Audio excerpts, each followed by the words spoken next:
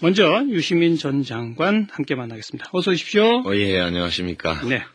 유세를 많이 하시나 봐요? 목 이제 쉬셨어요? 예, 지금 2박 3일 경남 돌다 오는 길입니다. 경남? 예, 뭐 통영, 고성, 양산, 김해, 창원, 마산 이러고 다니고 왔습니다. 부산은 안 가셨어요?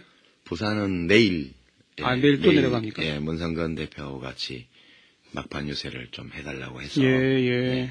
민주통합당 뭐 선거운동원 연설원으로 등록을 해야 되는 거예요? 아니요, 그냥 거기 사회자가 지정해서, 예, 정하면, 뭐, 도지사 후보 차에도 올라가고, 대통령 후보 차에도 올라가고. 예. 그렇게. 지금 거기 도지사 후보는 권영길 후보가 단일 후보로 거기 되어 이제 보통 유세를, 집중 유세를 하면 차량 두 대가 같이 있어서 하기 때문에. 네네. 예, 묶어서 선거운동을 하고 있어서. 예. 근데 제가 아까 소개할 때 뭐 양 캠프 관계자, 저는 캠프 관계자는 아닙니다. 문재인 캠프하고는. 알겠습니다. 예, 관련이 없고. 그래도 아무튼 진보정의당이 지금 민주통합당하고 국민연대를 함께 하고 있지 않습니까? 예, 그 이제 저는 진보정의당 당원으로서. 예. 좀 이름이 알려진 자원봉사자 그 정도로 해주시죠. 알겠습니다. 뭐 더 소개 안 해도 사람들이 다 예. 아니까요. 민심 어떻습니까? 민심은 뭐 예전부터 정권 교체를 바라는 민심이 높은 것은 뭐 확실했던 사실이고. 그건 여론조사에서도 나오긴 하는데 이상하게 1대1 이렇게 붙여보면은 아니잖아요. 근데 박근혜 후보 지지율이 지난 1년 내내 양자 대결에서 45% 내외였거든요. 예. 지금도 변화가 없고 그 이유는 정권 교체를 원하는 민심이 아주 높기 때문에 그런 현상이 빚어지는 거죠. 나머지 그럼 55% 이상의 교체를 바라는 민심은 하나로 모아지지가 않고 시간이 많이 걸려서 이제 겨우 하나로 결집하는 양상이 됐습니다. 왜 시간이 이렇게 오래 걸려요? 그것은 이제 가장 유력한 후보가 문재인 후보인데 이제 민주당이 이 진보개혁 진영에서 보수 진영에서 한나라당이 점하고 있는 정도의 리더십이나 어떤 집중력을 못 가지고 있는 정당이죠. 어허. 그러다 보니까 안철수라는 무소속 후보도 아주 세게 등장을 했고 다른 정당들도 또 이제 있죠. 예. 그러다 보니까 민심이 하나로 수렴되는데 시간이 많이 걸렸고 그래서 여론조사 지표상으로 이제 역전이 된 것 같은 그런 분위기. 예. 역전된 거는 뭐 글쎄요. 그 여론조사 공표 금지 기간이 시작되기 직전에 조사한 것들 가운데는 딱 한 조사가 두 개였나요? 네, 한국일보하고 오마이뉴스인가 하고. 물론 오마이뉴스는 그 다음날 또 달라지기도 했지만 여하튼 임박해서 2개 정도 문 후보가 살짝 앞서는 게 있죠. 근데 나머지는 대다수가 다 3%, 2%, 5% 그렇죠. 많으면. 근데 그것은 이제 그게 일주일 사이에 뒤집어질 수 있을까요? 그럼요. 그게 이제 여론조사 지지율이 본 지표라고 본다면 선행 지표가 있고 후행 지표가 있죠. 그러니까 선행 지표의 대표적인 게 이른바 정권 테마주 같은 건데요. 지금 지난주 중반부터 박근혜 테마주가 다 하락세입니다. 지금 쭉 다. 아, 그래요? 예, 그 박지만 씨 소유 회사 경우는 뭐 하한가를 치른 날도 있었고요. 그리고 이제 사실 뭐 문재인 후보하고 관계도 없지만 일반적으로 문재인 테마주로 알려져 있는 이제 이명박 정부에서 세무조사를 아주 세게 받고 했던 그런 기업들 경우에 엄청나게 주가가 뛰고 있거든요. 여 며칠 사이에. 지난주 중반부터? 예, 지난주 중반 이후부터 박근혜 테마주는 하락이 시작이 됐고, 문재인 테마주는 상승이 시작이 돼서. 야, 이런 것도 주목해서 보시는군요. 그거는 왜냐하면 돈이 걸려 있는 문제고, 여의도 정권가에서 주식 거래를 하는 사람들은 아주 정확한 고급 정보를 갖고 움직이는 경우가 많아서, 되게 이게 선행 지표고요. 이제 후행 지표는 지난주 중반 그 이전에는 어땠습니까? 박근혜 테마주가 막 뛰고 문재인 테마주가 떨어지고 막 그랬었나요? 떨어지지는 않았지만 박근혜 테마주가 아주 높게 형성이 계속 지속적으로 높게 형성이 있었죠. 예. 그리고 그게 제가 지금 그래프를 본 기억으로는 첫 번째 TV 토론이 있었던 12월 4일을 기점으로 해서 박근혜 테마주의 하락이 시작이 됐고요. 두 번째 토론회가 있던 날과 그 다음 날은 거의 바닥 수준으로 하한가 수준으로 이지 경우에 그렇게 떨어졌죠. 그 테마주 나름 아닐까요? 대부분 그렇습니까? 근데 이제 일일이 확인해 대부분이다. 예. 대표적으로 거론되던 박근혜 테마주는 다 하락세입니다. 특히 폭락세를 기록하고 있는 게 박지만 씨 회사. 그렇죠. 문재인 테마주로 알려진 것들은 다 상승세로. 특히 가파른 상승세를 보인 게 노무현 대통령 후원자로 알려져서 아주 세게 세무조사를 받았던 뭐 병원 제약 이런 거 하고 있는 어떤 회사의 경우에는 어제 오늘 굉장히 큰 폭으로 주가가 뛰고 있죠 지금. 예, 이게 선행지표입니다. 선행지표. 아, 예. 대선 때는 이런 것도 봅니까? 그럼요. 후행지표는 뭐예요? 후행지표는 대표적인 게 유권자들이 누가 당선될 것 같냐라고 물었을 때. 그건 지금 박근혜 후보가 굉장히 앞서 있잖아요. 아니요. 그것도 뭐 50대 20 수준에서 지금 50대 40 수준까지 왔죠. 그래도 10 차이면 큰 차이잖아요. 지금 며칠 안 남았는데. 사람들이 왜 그렇게 생각하냐면 주변에서 역전됐다고 말하는 사람이 아주 많아질 때 이제 문재인이 될 거라고 얘기를 하는 거거든요. 예, 지금 뭐 그 정도 격차라는 거는 거의 다 따라온 격차거든. 그 자체로는 이게 후행지표이기 때문에 예. 본지표는 저는 이미 역전됐다 그렇게 보고 있습니다. 많은 전문가들은 조심스럽게 아직 모르겠다 그러는데 저는 뭐 객관적인 전문가는 아니니까요. 네. 그 뭐 객관적인 전문가, 희망을 섞어서 네, 객관적인 양 하는 평론가들도 거의 뭐 특정 후보 운동원처럼 그렇게 얘기를 다 하던데요, 요새. 뭐 그런 분들도 있고 안 그런 분들도 있고 그렇습니다. 뭐 가끔 안 그런 분도 계시고 대부분 그렇던데요. 근데 어쨌든 지금 선거가 불과 며칠 안 남은 상태인데. 네, 저는 문재인 후보가 이길 것으로 저는. 근데 이제 와서야 그렇게 모였다 그 말 아닙니까? 네. 그 이제 두 가지인데요. 하나는 여론조사 지표 자체가 이제 추격해서 초박빙으로 온 거. 이게 하나의 지표고 또 하나는 이제 박근혜 후보 지지층의 적극적 투표 의사. 문재인 후보 지지층의 적극적 투표 의사. 이게 불과 일주일 전만 해도 90대 70 수준이었어요. 예. 박근혜 후보 진영은 완전히 결속되어서 이제 준비를 하고 있고 문재인 후보 지지라고 밝힌 분들 중에는 적극적 투표 의사가 70%밖에 안 됐어요. 네. 어제 나온 조사를 보면 선관위가 한 조사를 보면 90%까지 아니 선관위 조사는 이제 투표하겠다가 거의 90%고 예. 일부 언론사 여론조사를 보면 문재인 후보 경우에도 90%에 육박한 것으로 많이 지지자들의 올라갔다. 적극적 투표 의사가 예. 양쪽이 맥시멈으로 1대1로 붙으면서 최대치로 결합하고 결속하고 또 내부를 알겠습니다. 격동시키는 과정에 있는 거죠. 뭐 나름의 분석 코드를 가지고 선행지표, 후행지표 등등을 가지고 판세를 쭉 전망해 주셨어요. 2007년도에는 저는 진다고 그랬습니다. 제가 지지하는 후보가. 2007년에는 워낙 뭐 큰 차이로 갔으니까. 큰 차이로 진다고 그랬거든요. 그때는 뭐 일주일 전이라고 누가 긴장하지도 않았어요. 예. 대부분 그냥 선거는 하나만 하다 뭐 이런 분위기였었죠. 그래서 투표를 많이 안 했죠. 자, 그런데 우리 정치사를 좀 거슬러 가서 조금 아까 우리 유 전 장관께서 하신 말씀 가운데 유의미한 게 있어서 그러니까 보수 진영에서 새누리당이 차지하고 있는 그만큼의 어떤 리더십이나 집중력 이게 이른바 진보개혁 세력에서 민주당이 갖지 못하고 있다라는 표현을 썼지 않습니까? 이 거슬러 가 보면 민주당 쪽에서 대통령을 당선시킨 게 딱 두 번이에요. 김대중 대통령 때도 DJP 연대를 통해서 당선됐고. 그렇죠. 노무현 대통령 때도 정몽준 후보와의 단일화를 통해서 당선이 됐어요. 막판에 깨졌지만 어쨌든 그리고 2007년에는 누구랑 연대하거나 없이 그냥 갔는데 큰 차이를 졌어요. 참패를 했죠. 이번에는 안철수 전 후보와의 단일화라고 하는 것 때문에 그나마 지금 여기까지 와 있는 상태. 단도직입적으로 민주당은 왜 혼자서는 못합니까? 그건 이제 민주당 잘못만은 아니죠. 왜냐하면 지역구도하고 관계가 깊은데요. 우리나라가 보수가 강한 나라인 것도 분명하지만 그것이 지역과 결합되어 있습니다. 우리나라가 보수가 강한 나라인가요? 그럼요.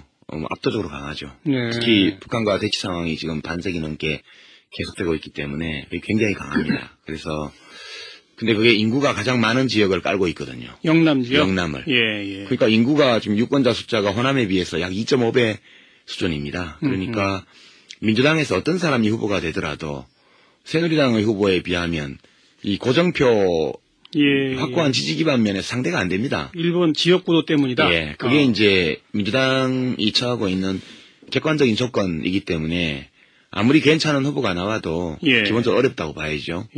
거기에다가 그럼 그만큼 민주당이 탈지역화를 못했다는 얘기일 수도 있는 거네요. 그걸 성공적으로 하지를 못했죠.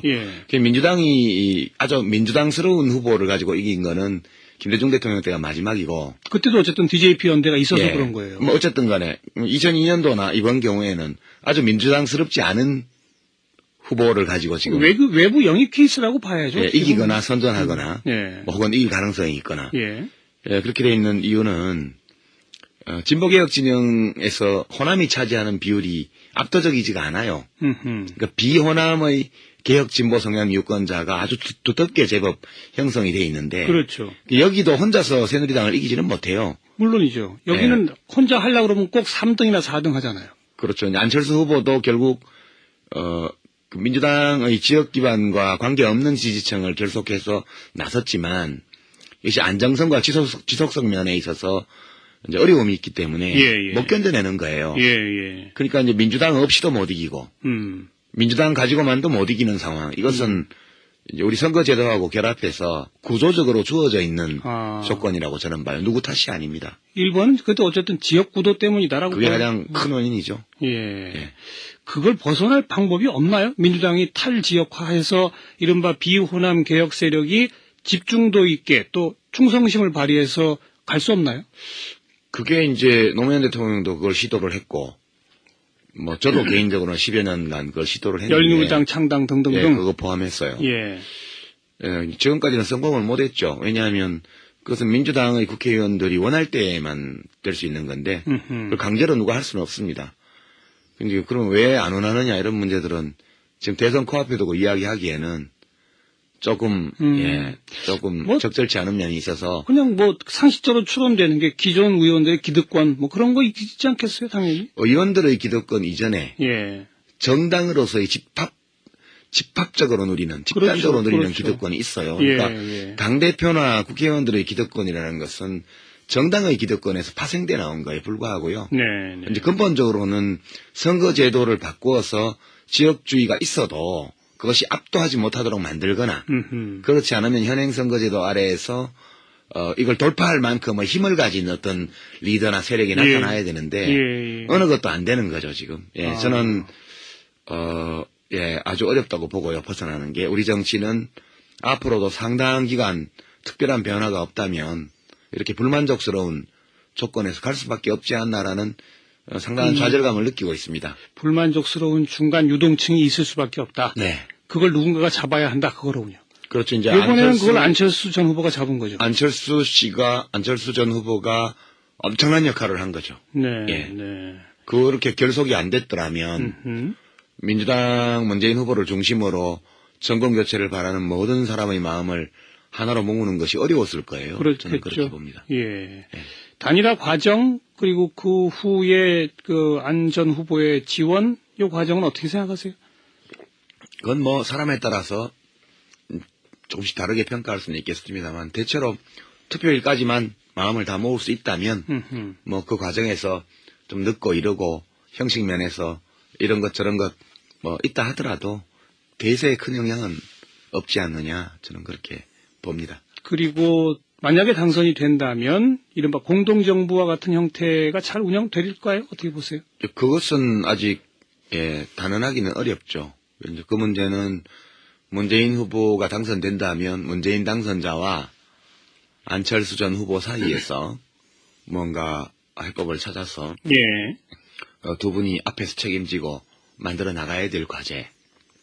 네, 문재인 후보는 최근에 이른바 좀 신당 창당으로 불려지는 그런 당의 창당 의사 같은 것도 피력을 하고 그리고 범내각 어떤 거국적인 내각, 또 통합 쇄신하는 그런 내각도 만들겠다 이렇게 말씀하시고 그렇단 말이에요. 그게 이제 그 기존의 한계를 벗어나고자 하는 어떤 기획으로서 지금 이제 논의되고 있는 것이겠죠. 그렇죠. 근데 지금은 대선 뭐 다시 앞두고 물론요. 그 얘기를 하기가 제가 이제 그 내용을 뭐 어떤 데 보면 유시민 전 장관도 모르실 거예요. 구체적으로 어떤 계획이 모르죠. 있는지. 그런데 여쭤보는 이유는 진보정의당에 계시기 때문에 진보정의당도 지금 국민연대에는 속해 있지 않습니까? 그것은 대선을 위한 국민연대. 그러니까요. 그런데 만약 대선 후에 그런 의미의 어떤 신당 창당 내지는 공동정부 등등의 논의가 되면 진보정의당도 참여합니까? 그렇지 않습니까? 뭐 그것은 제가 의견이 없습니다. 이제 그런 문제들은 12월 19일까지는 이제 선거와 투표일 높이기에 집중하고 그것은 12월 20일부터 논의해도 늦을 게 없다 이렇게 보고 지금 논의를 다 미뤄두고 있죠. 당내에서도 하긴 뭐 지금 상황이 그러네요. 그렇습니다. 그 시간에 지금 그런 얘기 하고 있을 때는 아니에요. 불 났기 때문에 일단 불 끄고. 게다가 우선 당선될지 안 될지도 아직 모르는 상태예요. 당선은 된다고 보죠. 알겠습니다. 좀 아까 우리 이제 기존 민주당의 또 구조적 한계, 뭐 이런 얘기를 조금 했습니다. 그런데 마침 어제 김경재 새누리당 특보가 출연했기 때문에 말이죠. 어떤 의미로 보자면 기존 민주당의 핵심 세력, 동교동계의 그것도 아주 핵심이었던 한화갑, 한광옥, 김경재 이런 몇몇 분들이 지금 이제 저쪽을 지원하고 있어요. 그리고 김경재 특보의 어제 이야기를 들어보니까 지금의 민주당은 이른바 정통 민주당이 아니다. 라고 규정을 하더라고요. 그런 거에 대해서는 어떻게 생각하세요? 이제 그분들은, 이제 떠난 자리가 아름다울 수 있도록 그렇게 이제 하셔야 될 때가 지났어요. 우리가 그렇지 않습니까? 아무리, 내 스스로 생각하기엔 내가 능력이 있고 정통성이 있고 아주 힘이 있다 이래 하더라도 시대의 흐름이라는 것이 있고 뭐 장강의 앞물길은 항상 뒷물길에 밀려나는 거 아닙니까? 때가 되면 이제 후진들이 나서서 좀 미숙해 보여도 패기 있게 하려니 하고 이렇게 해주실 때가 다 된 분인 이미 지난 분들인데 본인들이 계속 하시고 싶은 거예요. 그런 것 때문에 이게 현실의 변화에 잘 적응을 못 하시는 상황으로 봅니다. 그런 것들은 뭐 유권자들이 아주 냉정하게 평가하리라고 봐요. 저는 전혀 이 대선 판세에 영향을 못 주지 않습니까? 기존 민주당에 계셨던 분들의 입장에서는 새롭게 정권을 창출했던 노무현 대통령을 중심으로 한 이른바 친노 세력들 이런 분들이 어떻게 보자면 굴러온 돌인 것처럼 보이고. 근데 친노가 누가 있어요? 지금 문재인 후보 말고 이해찬 대표도 대표직 내놨고 이해찬 대표도 어찌 보면 김대중 대통령이. 근데 지금 말씀드리는 거는 과거에 뭐 지금 김경재, 한화갑, 한광호 이런 분들이 민주당으로부터 공천을 받지 못하게 되는 그 상황에서는. 그건 친노하고는 아무 관계 없어요. 그런가요? 그분들은. 지금 뭐 지난번에 선대위 실무자 9명 소위 친노 퇴진하고 나서 또 이제 뭐 인적 청산하라고 친노 퇴진하라 그러니까 할 사람이 없어요. 아무도. 그래서 나온 게 이해찬 대표적 사태고 지금 와서는 정기 은퇴해라 이런 얘기하는 사람들도 있어요. 그게 왜 그런 얘기가 나오냐 하면 달리 아무리 찾아봐도 후보 말고는 친노라는 딱지를 붙일 수 있는 정치인이 유력한 사람이 아무도 없습니다. 그냥 민주당은 민주당이에요. 저는 자꾸 왜 존재하지도 않는 뭐 친노 패권주의니 사람이 없는데 무슨 패권주의가 있어요. 저는 제가 요새 언론에 친노라고 분류돼서 보도되는 의원 명단을 보면 열린우리당 시절에 말도 못하게 노무현 대통령하고 각 세웠던 분들이 거기 다 들어있더라고요. 지금은 열린우리당 당적을 가진 적이 있는 사람을 다 친노라고 하는 거 아니냐. 이거는 그냥 정치적 공격을 위한 언어지 객관적 사실과는 전혀 무관한 일로 봐요. 하긴 뭐 친노의 핵심이 바로 유시민 전 장관이시니까 그죠? 핵심은 아니고 뭐 좀 유명한 사람 중에 하나죠. 그냥. 문재인 후보하고는 같이 일을 많이 하셨잖아요. 일은 안 해봤죠. 왜요? 장관 그리고 청와대 수석 등등은 같이 일하는 거 아닌가요? 뭐 수석 비서실장하고 장관하고는 업무상 연관은 별로 없어요. 그런가요? 복지부 장관은 특히. 그러니까 물론 이제 뭐 민정수석하고 그랬으니까 복지부 쪽은 또 아니네요. 대통령 모시고 업무 보고를 하거나 뭐 정책 회의를 하거나 할 때 배석하시지만 비서실장은 입 없이 귀만 열고 되게 들으셨고 제가 장관직 사퇴할 때 대통령께 뭐 국민연금법 개정안 부결 책임을 물어서 인책 사퇴를 해야 된다고 이제 건의할 때 그럴 때 만나 뵙고 취지 설명드리고 하는 과정 또 뭐 그런 이런저런 모임에서 많이 뵙고 그런 건 사실이지만 하나의 과제를 놓고 함께 그 과제에 참여하거나 그런 것은 없었던 것 같아요. 대통령 되면 잘하실까요? 저는 굉장히 잘하실 거라고 봐요. 어떤 점에서요? 이제 저하고 문재인 후보님하고 다른 점이 참 많이 있는데요. 제일 다른 게 문재인 후보 경우에는 제가 이렇게 쭉 가까이서 보나 멀리서 보나 자주 보나 가끔씩 보나 마음속에 이렇게 분노나 어떤 냉소주의 또는 누군가에 대한 미움 이런 거가 거의 없어요. 느껴지지도 않고 있는 것 같지도 않아요. 그래서 이제 다음 대통령은 이렇게 이념적인 갈등과 대립 이런 것들이 굉장히 심했던 지난 시기잖아요. 이럴 때일수록 그런 마음 자체에 그런 부정적인 정서나 이런 것들이 없는 분이 대통령이 되셔야 될 것 같다는 생각을 제가 많이 했고, 문 후보는 그런 면에서 굉장히 안정감 있게 국가 운영을 해나갈 수 있는 분이다. 저는 그렇게 생각합니다. 노무현 대통령에게 없던 안정감이 문재인 후보에게는 있죠. 노무현 대통령도 조금 뭐 분노, 냉소주의, 미움 이런 게 좀 있죠? 그분은 아주 강렬한 로맨티스트였어요. 로맨티시즘의 핵심이 열정이잖아요. 그렇죠. 열정이라는 것은 반사되면 적대감이 될 수도 있고요. 그렇죠. 그러면 좋은 방향으로 가면 헌신 이런 게 될 수 있는데 이 로맨티시즘은 양면을 갖고 있어요. 그런 점이 노무현 대통령의 집권 기간에 여러 가지 피할 수도 있는 문제를 일으킨 점도 있고 울퉁불퉁했죠. 쉽게. 아니면 이룰 수 없는 어떤 과제를 이룬 측면도 있고 양 측면이 다 있습니다. 유시민 전 장관도 로맨티스트입니까? 저도 뭐 그런 편이긴 한데 또 노 대통령처럼 그렇게 로맨틱하지는 않죠. 저는. 그에 비해서 문재인 후보는 그럼 영어로 말하면 리얼리스트? 문재인 후보는 합리주의라고 말할까요? 뭐 좀 멋은 없는데 그분이 말씀도 좀 어눌하고 연설도 잘 못하시고요. 그다음에 이제 회의 같은 데서 이렇게 어떤 문제를 놓고 토론을 할 때에도 이렇게 매끄럽게 논리구사를 해서 남을 설득하고 그런 분이 아니세요. 듣고 이해하고 받아들이고 때로 좀 자기 주장을 하고 싶을 때 이럴 때는 그 윤여준 전 장관이 찬조연설에서 얘기했던 것처럼 다소 퉁명스럽게 그 자기 의견을 얘기를 하세요. 근데 그게 퉁명스러워서 퉁명스러운 게 아니고 이렇게 듣는 사람을 뭐 이렇게 끌어당겨서 이렇게 하려는 그런 생각 자체가 없어요. 그냥 자기 의견을 얘기를 하죠. 그런 스타일이라서 저는 국가 운영은 굉장히 잘하실 거라고 봐요. 박근혜 후보는 왜 대통령이 되면 안 됩니까? 저는 이제 두 가지 이유를 들죠. 이게 뭐 적대 진영에 있으니까 경쟁 진영에 있으니까 좀 공격이다 그렇게 볼 수도 있지만 냉정하게 말씀드리면 첫 번째는 좀 무섭고요. 무서워요? 두 번째는 걱정이 너무 많이 돼요. 무섭다는 건 왜 무섭습니까?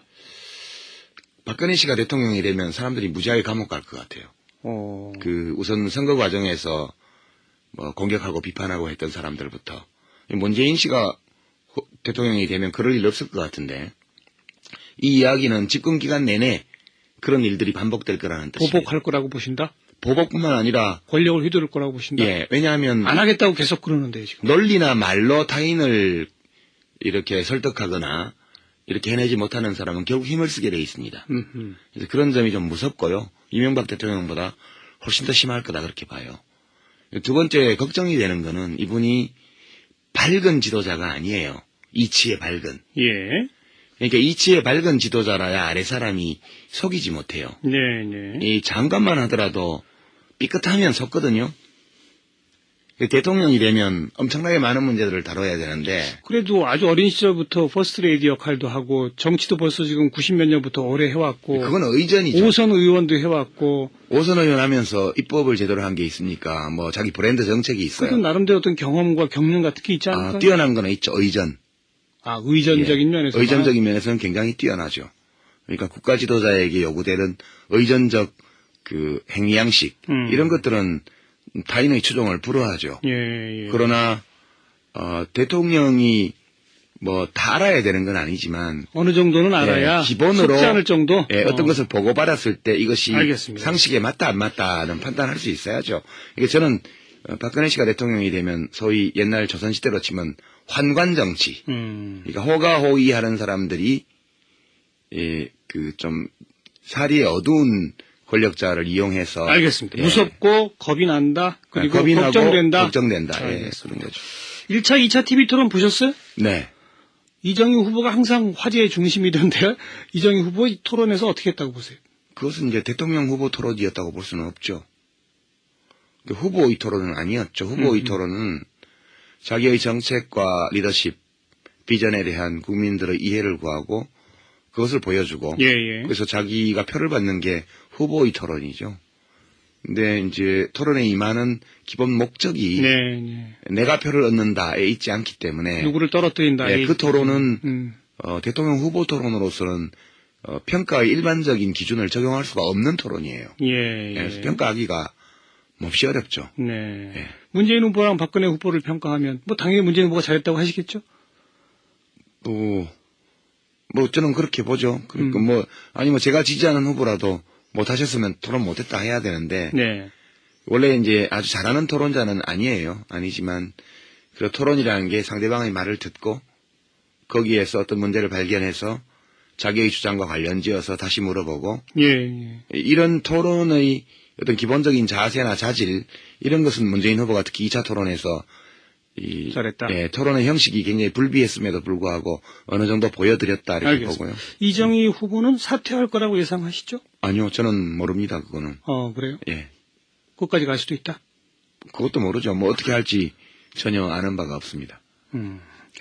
그 TV 토론 얘기가 나온 김에 그 2차 TV 토론에서 박근혜 후보가 그 무상의료에 대해서 이정희 후보한테 공격하는 그런 예. 과정에서 유시민 전 장관 얘기를 꺼냈어요. 아시죠? 예. 무상의료 하겠다는 것은 세상 물정 모르는 터무니없는 구상이고 정책이다. 예. 이게 유시민 전 장관이 한 말이다라고 이야기했더라고요. 예. 맞아요? 예. 예.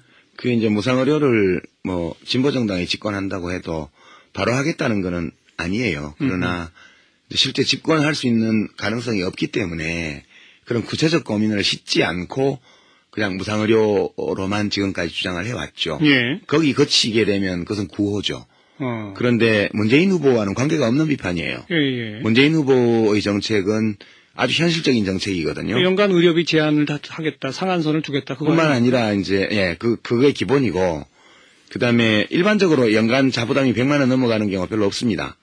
중증 질환에 걸렸을 때는 그렇죠. 예. 그래서 외래 환자와 입원 환자로 나눠서 외래 쪽은 다소 자부담이 높더라도 고액이 아니니까 놔두고 예. 그 건보 재정을 입원 환자 중심으로 집중해서 그쪽 보장성을 90%까지 강화하겠다는 뜻이에요. 예. 자부담이 10% 남아있기 때문에 예. 이 경우는 비용 폭발의 위험도 적고 그다음에 일부 외래 환자가 입원으로 전환되는 효과는 있겠으나 입원비 진료비 이외에도 입원을 하게 되면 이제 노동 손실이나 가족들의 부담 이런 것이 자부담이 또 따르기 때문에 그것은 이제 소위 뭐를 해줘도나 이런 것들을 발생시킬 위험이 매우 적어요. 그러니까 예. 유시민 전 장관께서 무상의료는 터무니없다라고 책에서 쓰셨던 것은 바로 그 어떤 자부담이 전혀 없는 그런 걸 하게 되면 뭐랄 해줘도 의료비 폭발 이런 걸 우려한다. 지금 작년 건보재정 국민의료비가 81조 원인데 지금 가격 시스템에서 그렇단 말이에요. 예. 근데 만약에 완전 무상으로 일시에 하게 되면 수요가 폭증할 거기 때문에. 알겠습니다. 그러면 그 비용으로 안 되니까. 하필 박근혜 후보가 유시민 전 장관을 인용해서 이정희 후보를 공격했었죠. 어떠셨어요? 그게 잘못 인용한 거죠. 그 대목에서 인용할 대목이 아니에요. 그거 말고 제가 한나라당 좀 정신 차리라고 한 수많은 말들이 있는데 그런 거 좀 들으시지 왜 그건 안 듣고 보약이 되는 거는 다 엎어버리고. 알겠어요. 시간 다 됐습니다. 한 1분 정도 유권자들한테 한 말씀 하시고 끝내죠. 예, 제가 이제 진보정의당 투표율 80% 운동본부 본부장인데요. 80% 되면 제가 여의도에서 해남 땅끝까지 걸어가겠다고 약속을 했습니다. 네. 은근 겁이 나기도 하는데요. 저 좀 해남까지 걸어가게 해주십시오. 한 20일 걸려서 걸어가랍니다. 네. 예. 자, 유시민 전 장관 함께 만났습니다. 고맙습니다. 네, 고맙습니다. 이 된 것 같은 그런 분위기. 예. 역전된 거는 글쎄요. 그 여론조사 공표 금지 기간이 시작되기 직전에 조사한 것들 가운데는 딱 한 조사가 두 개였나요? 네, 한국일보하고 오마이뉴스인가 하고. 물론 오마이뉴스는 그 다음날 또 달라지기도 했지만 여하튼 임박해서 2개 정도 문 후보가 살짝 앞서는 게 있죠. 근데 나머지는 대다수가 다 3%, 2%, 5% 그렇죠. 많으면. 예. 근데 그것은 이제 그게 일주일 사이에 뒤집어질 수 있을까요? 그럼요. 그게 이제 여론조사 지지율이 본 지표라고 본다면 선행 지표가 있고 후행 지표가 있죠. 그러니까 선행 지표의 대표적인 게 이른바 정권 테마주 같은 건데요. 예. 지금 지난주 중반부터 박근혜 테마주가 다 하락세입니다. 지금 쭉 다. 아, 그래요? 예. 그 박지만 씨 소유 회사 경우는 하한가를 치른 날도 있었고요. 예. 그리고 이제 사실 문재인 후보하고 관계도 없지만 일반적으로 문재인 테마주로 알려져 있는 이제 이명박 정부에서 세무조사를 아주 세게 받고 했던 그런 기업들 경우에 엄청나게 주가가 뛰고 있거든요. 요 며칠 사이에. 지난주 중반부터? 예. 지난주 중반 이후부터 박근혜 테마주는 하락이 시작이 됐고. 예. 문재인 테마주는 상승. 민심은 뭐 예전부터 정권 교체를 바라는 민심이 높은 것은 뭐 확실했던 사실이고. 그건 여론조사에서도 나오긴 하는데 이상하게 1대1 이렇게 붙여보면은 아니잖아요.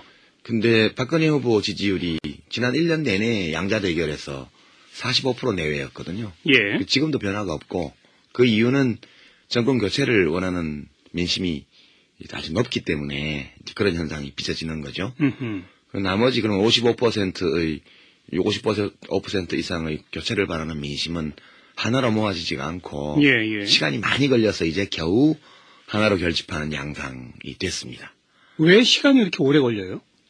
그것은 이제 가장 유력한 후보가 문재인 후보인데 민주당이 이 진보개혁 진영에서 보수 진영에서 한나라당이 점하고 있는 정도의 리더십이나 어떤 집중력을 못 가지고 있는 정당이죠. 어허. 그러다 보니까 안철수라는 무소속 후보도 아주 세게 등장을 했고 다른 정당들도 또 이제 있죠.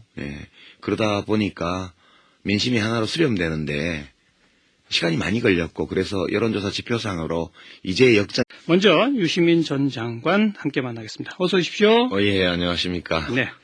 유세를 많이 하시나 봐요? 목이 좀 쉬셨어요? 예, 지금 2박 3일 경남 돌다 오는 길입니다. 경남? 예, 뭐 통영, 고성, 양산, 김해, 창원, 마산 이러고 다니고 왔습니다. 부산은 안 가셨어요? 부산은 내일. 내일 또 내려갑니까? 예, 문성근 대표 같이 막판 유세를 좀 해달라고 해서. 예. 민주통합당 뭐 선거운동원 연설원으로 등록을 해야 되는 거예요? 아니요, 그냥 거기 사회자가 지정해서 정하면 뭐 도지사 후보 차에도 올라가고 교통 후보 차에도 올라가고 그렇게. 지금 거기 도지사 후보는 권영길 후보가 단일 후보로 거기 이제 보통 유세를 집중 유세를 하면 차량 2대가 같이 있어서 하기 때문에 묶어서 선거운동을 하고 있어서. 근데 제가 아까 소개할 때 뭐 양 캠프 관계자, 저는 캠프 관계자는 아닙니다. 문재인 캠프하고는 알겠습니다. 관련이 없고. 그래도 아무튼 진보정의당이 지금 민주통합당하고 국민연대를 함께 하고 있지 않습니까? 그 이제 저는 진보정의당 당원으로서 좀 이름이 알려진 자원봉사자 그 정도로 해주시죠. 알겠습니다. 뭐 더 소개 안 해도 사람들이 다 아니까요. 민심 어떻습니까? 가장 큰 폭으로 주가가 뛰고 있죠 지금. 이게 선행지표입니다. 선행지표.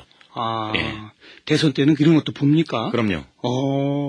후행지표는 뭐예요? 후행지표는 대표적인 게 유권자들이 누가 당선될 것 같냐라고 물었을 때. 그건 지금 박근혜 후보가 굉장히 앞서 있잖아요. 아니요. 그것도 뭐 50대 20 수준에서 지금 50대 40 수준까지 왔죠. 그래도 10 차이면 큰 차이잖아요. 지금 며칠 안 남았는데. 사람들이 왜 그렇게 생각하냐면 주변에서 역전됐다고 말하는 사람이 아주 많아질 때 이제 문재인이 될 거라고 얘기를 하는 거거든요. 지금 뭐 그 정도 격차라는 거는 거의 다 따라온 격차거든. 그 자체로는 이게 후행지표이기 때문에 본지표는 저는 이미 역전됐다 그렇게 보고 있습니다.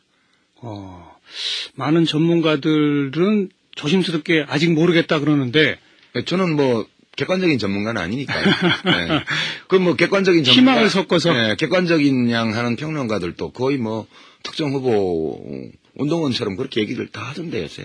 뭐 그런 분들도 있고 안 그런 분들도 있고 그렇습니다. 뭐 가끔 안 그런 분도 계시고 대부분 그렇던데요. 근데 어쨌든 지금 선거가 불과 며칠 안 남은 상태인데 저는 문재인 후보가 이길 것으로 저는. 근데 이제 와서야 그렇게 모였다 그 말 아닙니까? 시작이 돼서.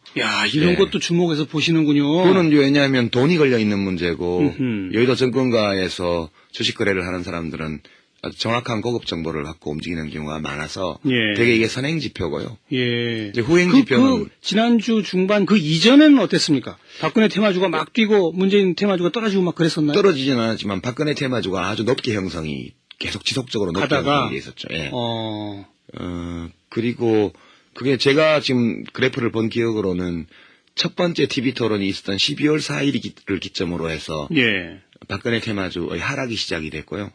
두 번째 토론회가 있던 날과 그 다음 날은 거의 바닥 수준으로 하한가 수준으로 이지 경우에 그렇게 떨어졌죠. 그 테마주 나름 아닐까요? 대부분 그렇습니까? 근데 이제 일일이 확인해 보셨어요? 대부분이다.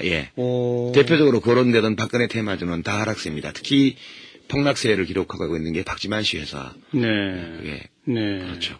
문재인 테마주로 알려진 것들은 다 상승세로. 특히 가파른 상승세를 보인 게 노무현 대통령 후원자로 알려져서 아주 세게 세무조사를 받았던 뭐 병원 제약 이런 거 하고 있는 어떤 회사의 경우에는 어제 오늘 굉장히